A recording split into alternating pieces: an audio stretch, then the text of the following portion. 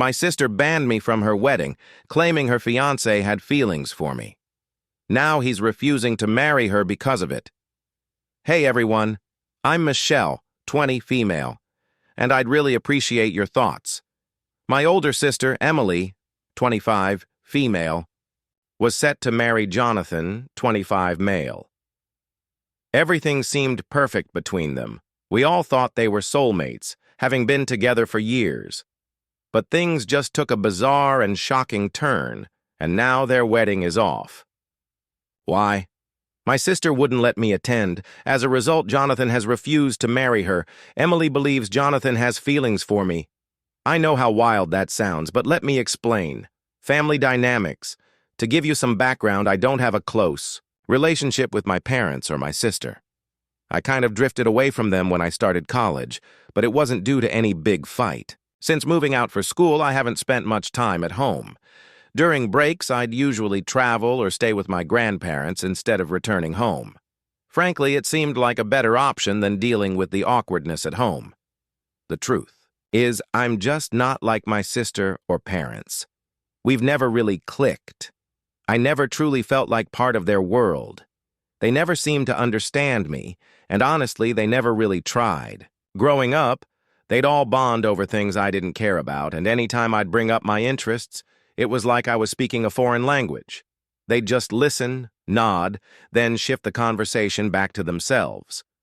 So, after a while, I stopped trying.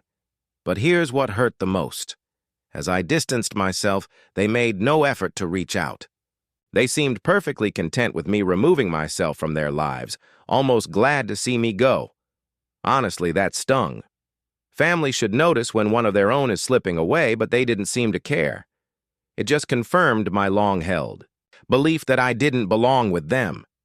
Eventually, I only visited for major events like birthdays and holidays. Even then, I still felt like a visitor in their lives. I'd show up, do the family thing, and then leave. Conversations were always polite but superficial, with no real connection or warmth. Emily and I also never shared that strong sisterly bond many siblings have. She was always the family's golden child, the one who did everything right, followed. My parents' desired path and fit in perfectly. I was the black sheep, the odd one out. They aren't terrible people, but the subtle ways they'd put me down made me realize they could be true bullies. You know how some small remarks, seemingly harmless, can really cut deep? Yeah, I'd get those. I eventually decided it was just better to avoid them as much as possible. Why put myself in an uncomfortable situation where I felt out of place? The Christmas encounter. The twist came last year when Jonathan joined us for Christmas dinner. For the first time in a very long time, I didn't feel completely invisible. My family has a way of making me feel like an outsider in my own home, like I don't belong. But Jonathan didn't treat me that way. Instead of treating me like the weird black sheep I often feel around my family, he was genuinely kind and spoke to me like a normal person. At first, I didn't think much of it. It was just basic politeness. However, for some reason, Emily was incredibly bothered by this. It wasn't like Jonathan and I were having some deep, private conversation. We simply talked about everyday things, travel, school, funny work stories, etc. But Emily immediately got weird about it. I tried to ignore the cold stares she kept. Giving me during dinner, that is, until she pulled me aside later that night and confronted me directly. "I know what you're doing," she said. "You're trying to steal my boyfriend, and you've always been jealous of me." I was honestly stunned. Steal her man? Where did that even come from? Even after I laughed it off and told her she was being ridiculous, she wouldn't drop it. She insisted I was being too nice to Jonathan and that he was acting weird around me. It was such a crazy accusation that I didn't even know how to react. Where the heck was this coming from? Being the center of attention has always been Emily's thing. My parents adore her, she's perfect, their golden child, so I get it. But saying I tried to snatch her fiancé? Even for her, that was a new low. Like I usually do with her drama, I tried to ignore it. I assumed she was just being insecure or worried for some reason, since we weren't close anyway. The problem is, after that night, things got weird between all of us. I didn't think Emily could get any more distant, but she seemed to deliberately avoid me now. Even though we were never close in the first place, she'd either act like she couldn't be bothered or give me one-word answers if I tried to talk to her. During family gatherings, she'd be glued to Jonathan's side, as if staking her claim. It was absurd. Jonathan, however, acted like nothing had changed.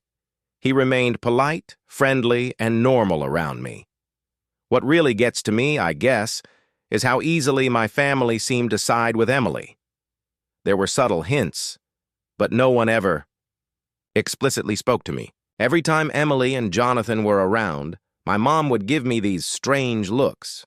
My dad, usually quite indifferent, started talking more about the importance of family bonds and support.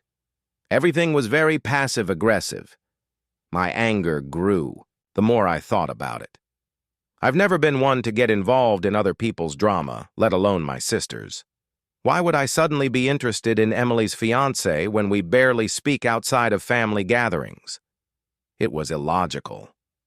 A few months later, my grandparents informed me of Emily's engagement. Yes, I wasn't even told my own sister was getting married. Finding out from my grandparents was a gut punch, even if I wasn't exactly expecting a personalized invitation with glitter at this point. You know, the kind of moment that confirms your suspicions about your family's lack of care. I suppose. I'd been clinging to a sliver of hope that despite the tension and distance, she'd still consider me a part of this significant event in her life. Hey, we're sisters, right? I thought we might not be close, but I'm still her family. But that was clearly too much to ask for. When I learned about the engagement, I kept quiet to Emily. I initially thought she might have just forgotten to tell me, or was simply preoccupied with wedding preparations. For some reason, I was still, giving her the benefit of the doubt, even though I realized that sounds foolish. I assumed she'd eventually call me, or at least send a last-minute invitation. However, days stretched into weeks, and nothing happened. Crickets. The wedding ban. Then I got an unexpected call from Emily. Since we hadn't really spoken since that strange accusation over Christmas, I admit I was taken aback when her name popped up on my phone. I answered, trying to sound casual, as if my own sister hadn't completely forgotten me. After a few awkward minutes of small talk, she broke the news. I'm not inviting you to the wedding. I was silent for a moment, trying to process what she had just said. Even though I wasn't particularly excited to go, it still hurt to hear her say it aloud. When I asked her why, she gave me the most ridiculous explanation. I don't want you there because Jonathan has feelings for you. It will just be uncomfortable. I had to laugh out loud. Indeed, it was unbelievable to me that this was happening. Jonathan has no feelings for me, and even if he did, I wouldn't have stood up during the ceremony to declare my undying love for him. I didn't even want to argue because it was so absurd. I simply hung up after saying, "Have a great wedding and happy marriage." It didn't really matter to me whether or not I was part of her special day, because I didn't need that turmoil in my life. And honestly, we weren't close. Emily and I were living in two completely separate universes, and I had long since accepted this. However, I just needed to vent and maybe get some outside perspective. Am I the only one who thinks this whole thing is insane? Have any of you experienced something similar? Any advice would be appreciated. Update 1. Wedding rehearsal. Meltdown. I need to write this all down while it's still fresh in my head because yesterday was absolutely wild. Emily's rehearsal dinner descended into total chaos, and I somehow got pulled right into the middle of it. My phone started blowing up while I was having a typical Thursday night, curled up with my laptop, working on an assignment. I chose to ignore it at first. I've gotten pretty good at that lately. However, in less than 10 minutes, I saw I had 7 missed calls from my dad. My dad doesn't call more than once. He's the type who assumes you're busy if you don't. Respond right away and we'll try again later. 7 calls? Clearly there was a problem. When I finally answered, he was trembling. He sounded like someone I'd never heard before. "Michelle, you have to get here immediately," he kept repeating like a broken record. "Right now." When I asked what was wrong, he just replied, "It's about Jonathan and Emily. Just come, please." His voice was so desperate that I was a little alarmed. But here's the thing. Did they really think I would just drop everything and rush to their aid after all the drama, accusations, and being excluded from the wedding? I told him exactly that. "Remember, Dad? I'm not attending this wedding." Emily was pretty clear about that. "Michelle, please," he replied. "Jonathan is refusing to have the wedding without you there." That stopped me in my tracks. What? Before I could even comprehend that bombshell, my phone beeped with another call, this time from Mom. She was crying, truly crying. When I switched over, she kept saying, "Your sister needs you," as if she'd forgotten how they'd all treated me over the past few months. Listening to her cry about sisterly love and family loyalty when they'd been fine, without me until things went wrong, was weird. Then Emily called in a shambling, barely comprehensible voice. Apparently, Jonathan showed up for the rehearsal dinner and immediately asked where I was. When Emily informed him I wasn't invited, he lost it. But it was more subdued and disappointed than furious. He declared that he couldn't marry someone who would treat their own sister in such a manner, right there in front of their friends, the wedding party, and both families. Emily sobbed into the phone, recounting it. He claimed that after observing their treatment of me, he couldn't be part of a family that would reject someone like that. He said I was just like Mom and Dad, she added, and that he didn't want to be around such toxic behavior. If I'm being honest, a significant part of me felt validated. At last, someone had seen what I'd endured for years. In fact, someone had spoken up and declared that it was unacceptable. Emily wasn't finished, though. In between sobs, she began outlining this elaborate plan for me to go there and explain that it was all a major misunderstanding and that I was the one who decided not to attend the wedding, claiming it was entirely my idea. She kept repeating, "We can fix this. Just come and tell Jonathan you have no intention of attending the wedding. Tell him you were never left out. Michelle, please, I can't let him go." It was all breathtakingly audacious. It's absurd that after months of me behaving like a man-stealing villain and being told outright that I wasn't allowed to her wedding because her fiancé might be attracted to me, she wanted me to lie to keep her relationship intact after making me feel like trash in my own family. I let her cry on the other end of the line for a long time without saying anything. Then, as coolly as I could, I said, "I won't lie for you, Emily. You are now dealing with the repercussions of your decisions to ignore me and treat me as though I didn't exist. Fixing it is not my responsibility. But he'll hear you out." She almost shrieked. "He believes in you," I answered. "Perhaps he trusts me because I've never given him a reason not to. Perhaps he has doubts about your true identity because of anything he perceives in the way you have treated me. In any case, I won't be attending the event, and I won't tell lies to improve your reputation."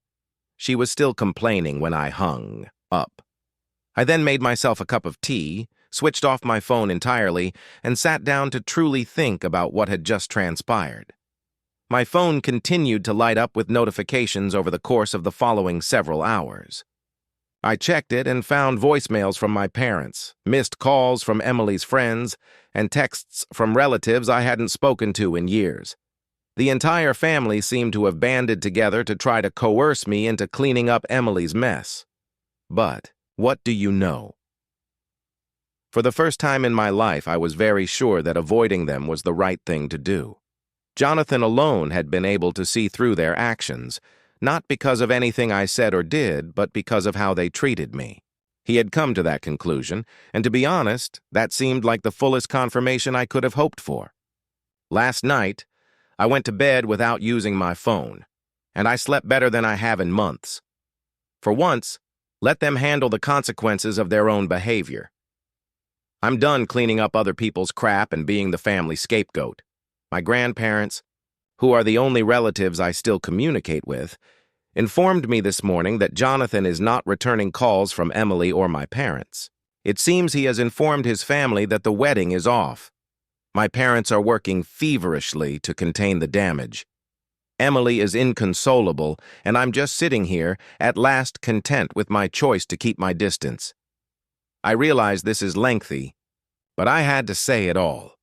I appreciate all the comments on my previous post that affirmed my choice to keep my distance from my family. You were right.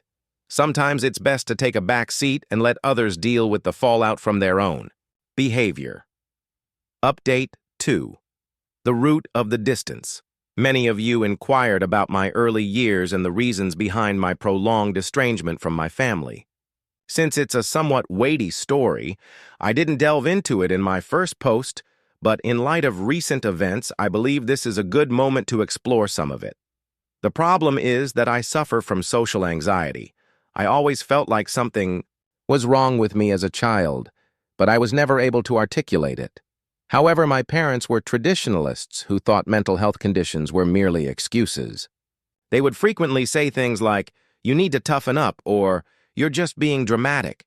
They would label me weak or lazy if I ever showed signs of anxiety or a panic attack, as if I was choosing to feel that way. When I look back, I can see a lot of warning signs. When I was 15, I had a big presentation for English class. The thought of standing in front of 30 students was a recipe for social anxiety. I had trouble sleeping the night before and felt physically ill the morning. I begged to stay home and told my parents. My father's reaction? "Your nervousness won't stop life. Quit making a huge deal out of everything." I ultimately experienced a severe panic attack in front of the class. My voice started breaking, some kids even started chuckling, and my hands were shaking so much that I couldn't grip my notes. The room seemed to be whirling, but I was unable to leave. Rather than offering comfort, my mother simply remarked, "See, you made it through. All that drama was in vain." Everything was made worse by Emily, who was the ideal sister. She was the student body president, the debate team captain, and pretty much everything else that I couldn't be due to my anxiety. When she had large gatherings of her friends, people would remark that I was the weird sister who never came out of her room. I heard Emily say to her friends once, "Yeah, she's just antisocial. She thinks she's too good to be with anyone." My life changed when I went to college. My first semester was a total meltdown for me. Being away from home, adjusting to new social circumstances, and attempting to balance my anxiety while attending classes became too much to handle. I recall feeling like I was dying while I sat in my dorm room, gasping for air. I was almost dragged to the college counseling center by my roommate, who, bless her, saw something was really wrong. The first person who truly listened to me was Dr. Martinez, whom I met there. She didn't urge me to toughen up or minimize my emotions. Instead, she assisted me in comprehending my condition. Dr. Martinez suggested seeing a psychiatrist for a proper diagnosis after a few sessions. When I received that diagnosis of social anxiety disorder, it was like finally giving the monster I'd been battling my entire life a name. It wasn't seeking attention or being dramatic, as my family had always insisted. It was a legitimate ailment, and more significantly, it was treatable. The therapy sessions opened my eyes. I learned from Dr. Martinez that my family's actions were not only unsupportive, but also purposefully damaging. She gave me advice on setting limits, advocating for myself, and identifying harmful behaviors. At that point, I began to intentionally distance myself from my family. What really bothers me, though, is that my parents totally rejected my diagnosis when I tried to explain it to them. "These doctors are just trying to make money by labeling everything a disease," my mother genuinely said. "I was merely using big words to justify my antisocial behavior," Emily added, rolling her eyes. I made one final attempt to explain things to them last Thanksgiving, before all of this wedding turmoil began. I had prepared an entire speech on social anxiety, complete with research and figures. "Michelle, when are you going to stop making excuses and start living in the real world?" My dad interrupted me mid-sentence.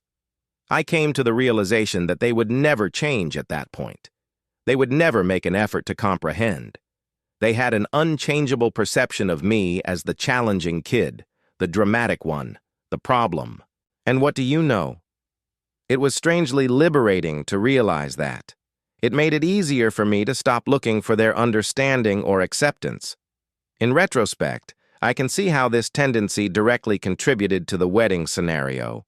My parents' hasty acceptance of Emily's story without even challenging it, and Emily's rapid leap to believe I was stealing her fiancé. It's all a part of their long-held belief that I'm the one who causes difficulty and should be managed. Jonathan saw right through this. He observed how they handled me, how they minimized my emotions, and how they used me as the blame for everything, and he called it out for what it was: toxic conduct. In contrast to everyone else in my family's social circle who simply accepted their version of reality. I suppose I'm attempting to convey that this wedding drama wasn't an isolated incident. It was the result of years of family dynamics in which I was consistently portrayed as the bad guy, the problem child, and the one who needed to be fixed. Perhaps that's why Jonathan's choice feels so validating to me. Someone else finally noticed what I've been going through for years. Yes, that is the backstory that many of you requested. It clarifies why I'm not in a rush to make repairs right now. I've spent far too many years attempting to change how my family views me, to get their understanding, and to gain their acceptance. I concluded that accepting that certain individuals, even members of your family, will never understand or accept you is sometimes the healthiest thing you can do. Update 3. The aftermath and my new beginning. A month has passed since everything went wrong, and I must now reveal the last portion of this tale. At least now I can say that what began as wedding drama is truly finished, even though it has grown into something I never could have predicted. Emily lost everything when her wedding was called off. She somehow got my new phone number and shared it with everyone she knew. I was suddenly bombarded with hundreds of hateful comments from strangers, her acquaintances, and distant family members. These included guilt trips and outright intimidation. The vandalism followed. Classic Emily, who used to do this to girls she hated in high school, was the first to leave eggs on my car. When that failed to get the desired response, she escalated. I can't even remember how many times I discovered. My mailbox ruined, my car vandalized, or my apartment door covered in offensive notes. She cut all 4 of my car tires and left a threatening note in her distinctive handwriting, which was the last straw. My parents consciously chose to ignore Emily's actions during all of this. Girls will be girls, or you need to be more understanding of your sister's pain was their standard response to every event.